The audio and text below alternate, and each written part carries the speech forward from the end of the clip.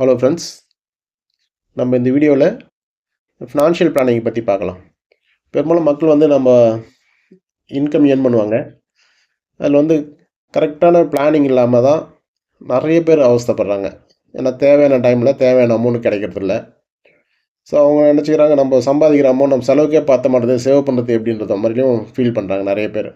நம்ம நிறைய பேரை மீட் பண்ணி பேசக்குள்ள, சார் வர இன்கம் எக்ஸ்பென்ஸ்க்கே பார்த்தல, இப்போ குடும்பத்தை ரன் பண்ணுறதுக்கே ஒன்றும் முடியல, எங்கே சார் ஃப்யூச்சரை பற்றிலாம் யோசிக்கிறது அப்படின்ற மாதிரிலாம் ஃபீல் பண்ணுறாங்க.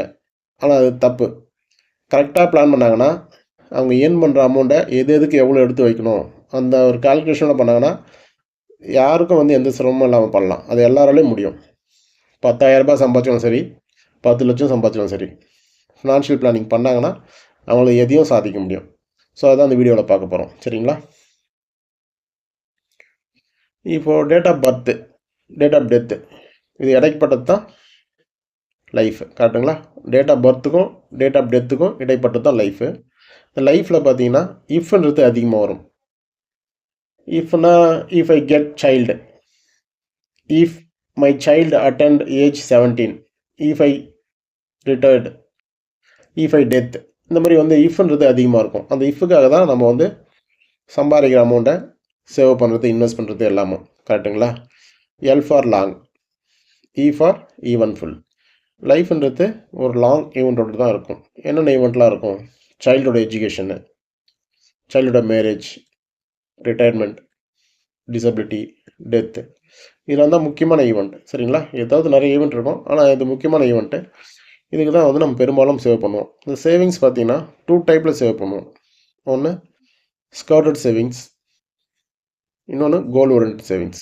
இந்த ஸ்கர்டட் சேவிங்ஸ்ன்றது நம்ம எங்கெல்லாம் நினைக்கிறோமோ அங்கெல்லாம் பணம் போடுறது, யாரெல்லாம் சொல்லணும் அந்த அட்வைஸை கேட்டு பண்ணுறது, இதுதான் ஸ்கர்டட் சேவிங்ஸ். எந்த ஒரு பிளானிங்கும் இருக்காது. ஆனால் கோல் ஓரியன்டட் சேவிங்ஸ் பார்த்தீங்கன்னா, எக்ஸாம்பிள், இப்போ சைல்டோட எஜுகேஷன் வருதுன்னு வச்சுங்களேன், அவருக்கு எப்போ பணம் தேவைப்படும், ப்ரெசண்ட்டாக என்ன எக்ஸ்பென்ஸ் ஆகுது ஹையர் ஸ்டடீஸ்க்கு, ஃப்யூச்சரில் அது எவ்வளோவா இருக்கும், ஸோ அந்த இன்ஃப்ளேஷன்லாம் கன்சிடர் பண்ணிவிட்டு பண்ணுறது.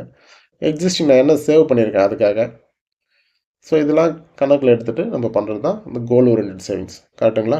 ஸோ அந்தமாரி ஒவ்வொன்றுக்கும், சைல்டோட மேரேஜுக்கு, நம்ம ரிட்டையர்மெண்ட்டுக்கு, எப்போ ரிட்டையர்ட் ஆக போகிறேன், ப்ரெசண்ட்டாக அதுக்காக என்ன பிளான் பண்ணியிருக்கேன், எதெல்லாம் எனக்கு ரிட்டையர்மெண்ட் ஏஜில் வரும், இபிஎஃப், மற்றபடி ஷேர் வாங்கியிருக்கலாம், மியூச்சுவல் ஃபண்ட் இன்வெஸ்ட் பண்ணிக்கலாம், அந்த மாதிரி எக்ஸிஸ்டிங் என்ன இருக்குது, பேலன்ஸ் எவ்வளோ தேவைப்படும், இதெல்லாம் ப்ராப்பராக ஒர்க் அவுட் பண்ணிவிட்டு பண்ணால் தான் நம்மளுக்கு கரெக்டாக தேவையான டைமில் தேவையான அமௌண்ட் கிடைக்கும். அந்த மாதிரி டிசபிலிட்டி, டெத்துன்றது பார்த்திங்கன்னா எப்போ நடக்கும், ஏற்கனவே டேட்டோ டைமு தெரியுமா? ஸோ அப்போ நடந்தாக்கா எவ்வளோ தேவைப்படும், எக்ஸிஸ்டிங் எவ்வளோ கவரேஜ் இருக்குது, அது போதுமானதாக இருக்கா, இது எல்லாத்தையும் கால்குலேட் பண்ணி பண்ணுறது தான் கோல் ஓரியன்டட் சேவிங்ஸ். சரிங்களா? ஸோ இதில் எது ஃபஸ்ட்டு வருமோ அதுக்கு ஃபஸ்ட்டு ப்ரியாரிட்டி கொடுக்கணும். எது உங்களுக்கு ஃபஸ்ட்டு வரும், சைல்டோட எஜுகேஷனாக, மேரேஜாக, ரிட்டைர்மெண்ட்டாக, டிசபிலிட்டியாக, டெத்தா, இதில் எது ஃபஸ்ட்டு நடக்கும் அதை ஃபஸ்ட்டு ப்ரியாரிட்டி கொடுங்க. நம்ம சம்பாதிக்கிறது செலவுக்கே பார்த்த மாட்டேது, எங்கே இதெல்லாம் பிளான் பண்ணுறது, சேவ் பண்ணுறதுன்னு யோசிக்கிறீங்கன்னா, ஸோ அதுக்கு ஒரு ஃபார்முலா இருக்குது. அதை ஃபாலோ பண்ணுங்கள், உங்களாலேயும் முடியும். என்ன ஃபார்முலா? இப்போ இன்கம் வருதா, எக்ஸ்பென்ஸ்க்கு அப்புறம் சேவ் பண்ணுறதை விடுங்க. இன்கம் வருதா, சேவ் பண்ணிவிட்டு அதுக்கப்புறம் செலவு பண்ணுங்கள்.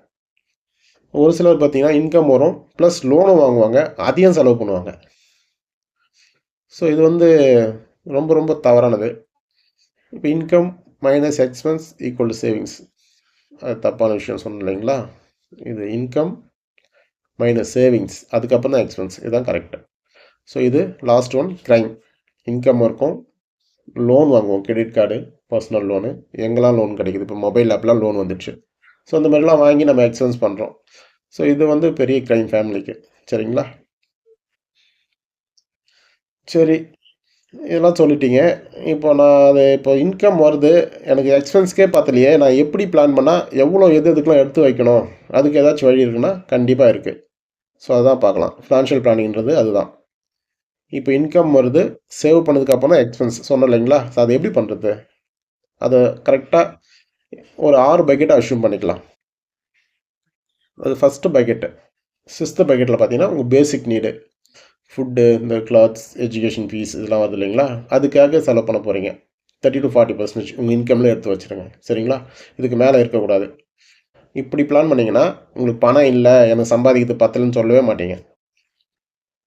எமர்ஜென்சி ஃபண்டு, இப்போ 2 மாதம் 3 மாதம் வேலை இல்லாமல் இருக்குது அப்படின்னா எனக்கு பணம் தேவை. ஏன்னா லோன் இருக்கும், இல்லை குழந்தைங்களோட சாரி ஆமாம், இந்த ஃபுட்டு, கிளாத்து, எக்ஸ்பென்ஸ், அந்த எஜுகேஷன் ஃபீ இது எல்லாமே வந்து இன்கம் இல்லைனாக்கா இந்த எமர்ஜென்சி ஃபண்டில் தான் எடுப்பீங்க. கரெக்டுங்களா? ஸோ அதுக்காக 5% எடுத்து வைங்க. அந்த 5% வந்து ஒரு 3 மந்த் இன்கம். இப்போது 1 lakh per மந்த்னு வச்சுங்களேன். 3 lakh வந்து 3 மந்த்துக்கு ஆகும்.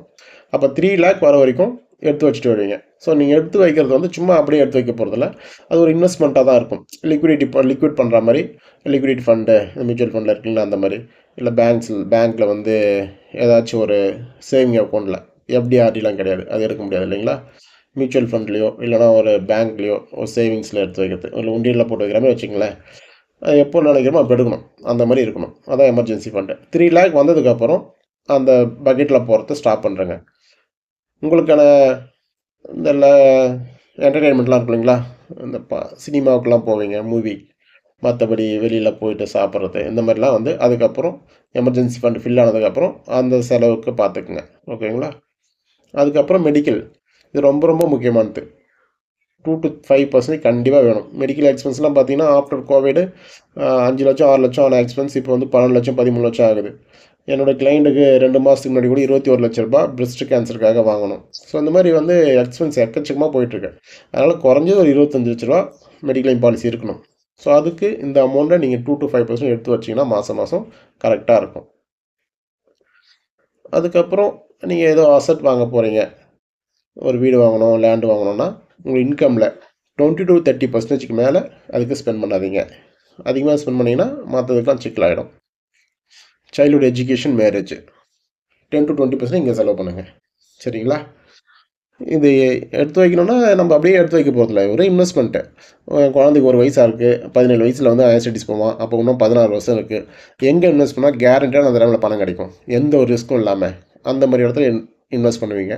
நீங்கள் இன்வெஸ்ட் பண்ணுற அமௌண்ட்டுக்கு ஈக்குவலாக ரிட்டர்னும் வரப்போகுது. அவங்க ஒரு போனஸ் மாதிரியோ இல்லைன்னா இன்ட்ரெஸ்ட் மாதிரியோ ஏதாச்சும் கொடுப்பாங்க இல்லைங்களா? ஸோ அதுக்கப்புறம் ரிட்டையர்மெண்ட்டு லாஸ்ட்டு 10-20%. இதில் 1 2 3 4 5 6ன்னு பார்த்தீங்கன்னா ஃபஸ்ட்டு பக்கெட்டு தான். கரெக்டுங்களா? 1ஆம் நம்பர். ஏன் இதில் 1ல் வைக்கிறோம்? ஏன்னா நம்ம ஏர்ன் பண்ணோடனே நம்ம ரிட்டையர்மெண்ட்டுக்கு பிளான் பண்ணி ஆகணும். ஏன்னா ஒருத்தருக்கு வந்து மேரேஜ் ஆகலாம், மேரேஜ் ஆனதுக்கப்புறம் குழந்தைங்க இருக்கலாம், இல்லாமல் போகலாம். ஸோ இதெல்லாம் வந்து ஆப்ஷன் தான், நடக்கும் நடக்காமல் போகும். ஆனால் நீங்கள் இன்கம் ஏர்ன் பண்ணுறீங்கன்னா கண்டிப்பாக ரிட்டையர்மெண்ட் ஏஜ் வரும். அந்த டைமில் உங்களுக்கு தேவையான அமௌண்ட்டு, அதுக்கப்புறம் ரிட்டையர்மெண்ட்டுக்கு அப்புறம் நீங்கள் ஏர்ன் பண்ணுற காலகட்டத்தை விட ரிட்டையர்மெண்ட்டுக்கு அப்புறம் இருக்கிற காலகட்டம் அதிகமாகும் அப்படின்னு தான் சர்வே சொல்லுது. லைஃப் ஸ்பேன் வந்து அதிகமாகிடுச்சு, 85 90 95லாம் தாண்டறதுக்கு வாய்ப்பு இருக்குன்றாங்க. சாத்தியமெல்லாம் தெரியாது, வாய்ப்பு இருக்குதுன்னு சொல்கிறாங்க. கொரோனாவுக்கு அப்புறம் இன்னும் வந்து ஆயுட்காலம் கூடுதுன்றாலாம் சொல்கிறாங்க. சரி பார்ப்போம், எப்படியா இருந்தாலும் வாழ தானே வேணும். ஸோ அதுக்கு பணம் வேணும். ஸோ அப்போ ரிட்டையர்மெண்ட்டுக்கு ஃபஸ்ட்டு பிளான் பண்ணுங்கள்.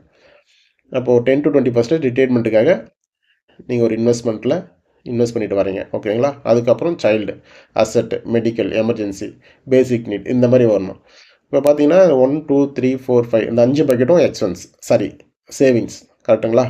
அப்போ இன்கம் வந்தோடனே சேவ் பண்ணுறீங்க. இப்போ முடியும் இல்லைங்களா? இந்த மாதிரி பர்சன்டேஜ் பேஸில் பண்ணிங்கன்னா அதுக்கப்புறம் தான் எக்ஸ்பென்ஸ். இப்போ கரெக்டாக இருக்குங்களா? இப்போ பணம் இல்லை, என்னால் முடியாது என்ற பேச்சுக்கே இங்கே வேலையே இல்லை. ஸோ அதனால் ஈஸியாக முடியும். சரி, இது எல்லாருக்கும் பொருந்துமானா கரெக்டாக வந்து எல்லாருக்கும் சொல்ல முடியாது. ஏன்னா ஒரு சிலருக்கு வந்து ஏஜ் அதிகமாக இருக்கும், அவங்க கொஞ்சம் பிளான் பண்ணியிருப்பாங்க, பாதி கிணற தாண்டின மாதிரின்னு வச்சுங்களேன். அவங்களுக்குலாம் இந்த மாதிரி பண்ணலாம்.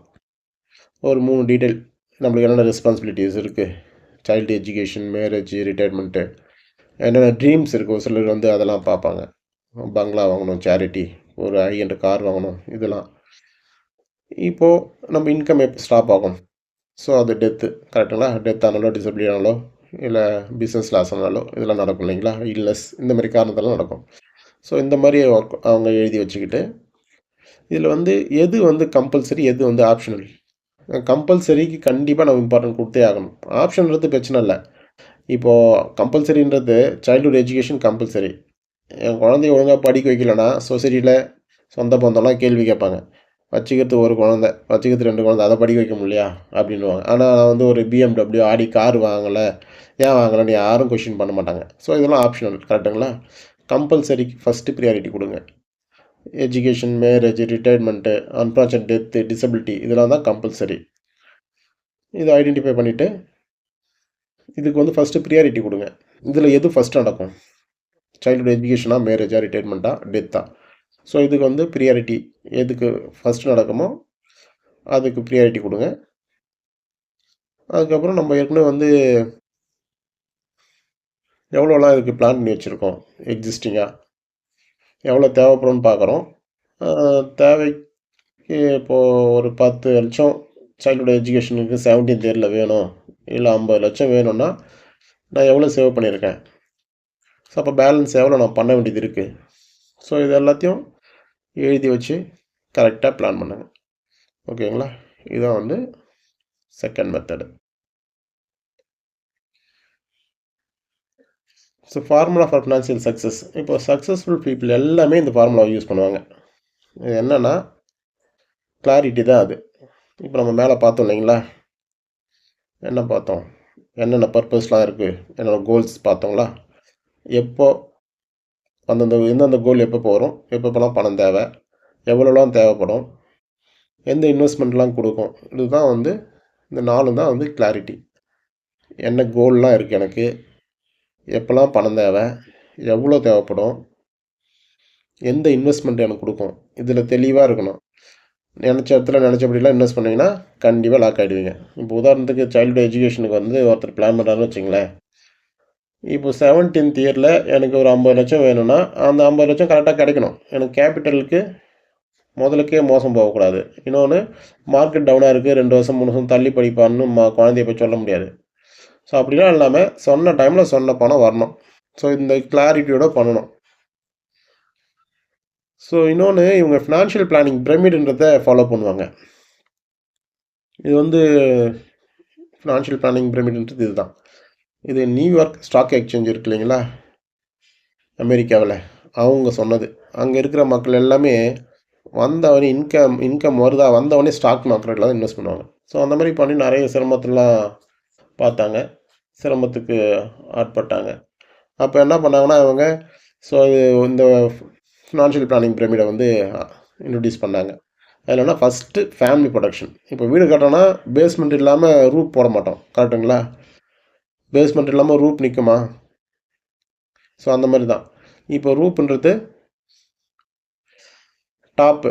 இப்போ என்ன இருக்குது, capital growth fund, high risk, அதெல்லாம் ஷேர் மார்க்கெட், மியூச்சுவல் ஃபண்டு, அதெல்லாம் தானே. ஸோ அப்போ பேஸ்மெண்ட் பக்காவாக இருக்கும். பேஸ்மெண்ட்ன்றது உங்கள் இன்கம். ஸோ அது ஸ்டாப் ஆகிடுச்சுன்னா அதை பாதுகாத்துக்கணும். உங்களுக்கு எதெல்லாம் சொந்தமாக இருக்குது, உங்கள் வருமானம் என்ன, உங்களோட ஹெல்த்து, இதெல்லாமே நீங்கள் பாதுகாக்கணும். அதுக்கப்புறம் emergency fund, 3 to 6 month family எக்ஸ்பென்ஸ்க்கான அமௌண்ட்டு. அதுக்கப்புறம் கேபிட்டல் சேஃப்டி ஃபண்டு, கோல்டுக்காக நம்ம கோல் வந்து கேரண்டியாக நடக்கணுன்றதுக்காக சைல்டு எஜுகேஷன், மேரேஜ், ரிட்டையர்மெண்ட்டு, இதெல்லாம் வந்து எந்த ஒரு மார்க்கெட் ரிஸ்க்கும் இல்லாமல் அந்தந்த டைமில் பணம் வரணும். ஸோ இதெல்லாமே வந்து ஃபினான்ஷியல் செக்யூரிட்டியும் வேணும், சக்ஸஸும் வேணும். பாதுகாப்புக்கு அப்புறம் தான் சக்ஸஸ். கரெக்டுங்களா? பாதுகாப்பு இல்லாமல் சக்ஸஸ் வந்து வராது. வந்தாலும் அது யாருக்கு யூஸ் ஆகும்? யாருக்கும் யூஸ் ஆகாது. ஸோ அப்போது பாதுகாப்பு, அதுக்கப்புறம் தான் சக்ஸஸ். ஃபினான்ஷியல் சக்ஸஸ்க்கு மியூச்சுவல் ஃபண்டு, ஷேர் மார்க்கெட்டிங்லாம் நம்ம இன்வெஸ்ட் பண்ணணும். கரெக்டுங்களா? ரியல் எஸ்டேட், இது எல்லாமே.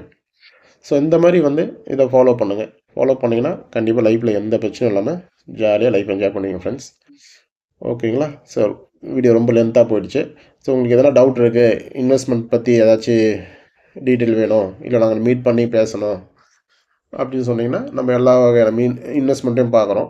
ஸோ ஏதாச்சும் வேணும்னா எங்களுக்கு கூப்பிடுங்க. ஓகேங்களா? Thank you friends.